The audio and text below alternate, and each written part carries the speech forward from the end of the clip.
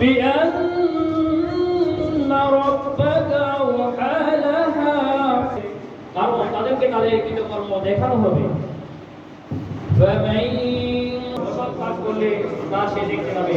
সাদাকাল্লাহুল আলিয়্যুল আযীম। আসসালামু আলাইকুম ওয়া রাহমাতুল্লাহ।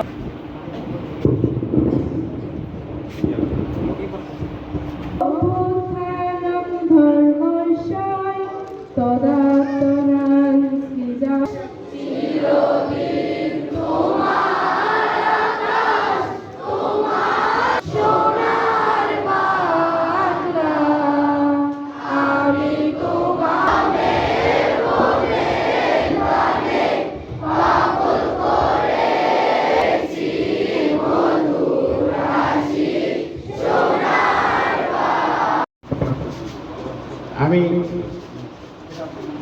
আর শুভেচ্ছা বক্তব্যে আর দীর্ঘায়িত করব না। আমাদের অনেক মা বাবা আছে, আমার বাচ্চাটা কিভাবে চুল কাটছে আমরা দেখি নাই, আমার ছেলেটা কোথায় যায়। আজকে আলোচনায় আমরা এসেছি যে ছাত্রছাত্রীদের অভিভাবককে অনেকেই বক্তা বলে গেলে শেষ করে তারা শেষ করতেছিল না। সর্বশেষে আমি 99-এ ফোন করে আমরা অভিযোগটা আমি দিই। তারা সঙ্গে সঙ্গেই থানাকে অবহিত। এখন প্রতিরোধ করতে না পারি আমাদের যুব সমাজ ধ্বংসের মুখে পড়তে হবে। আমরা ভালো কিছু করতে পারি না। যত দিন গিয়েছে তত এই দেশের জন্য খারাপই হয়েছে। স্বপ্ন দেখছি এই বাংলাদেশকে আমরা নতুন করে আবার সাজাবো, আমাদের ভবিষ্যৎকে উন্নত করব এবং দেশকে উন্নত করব।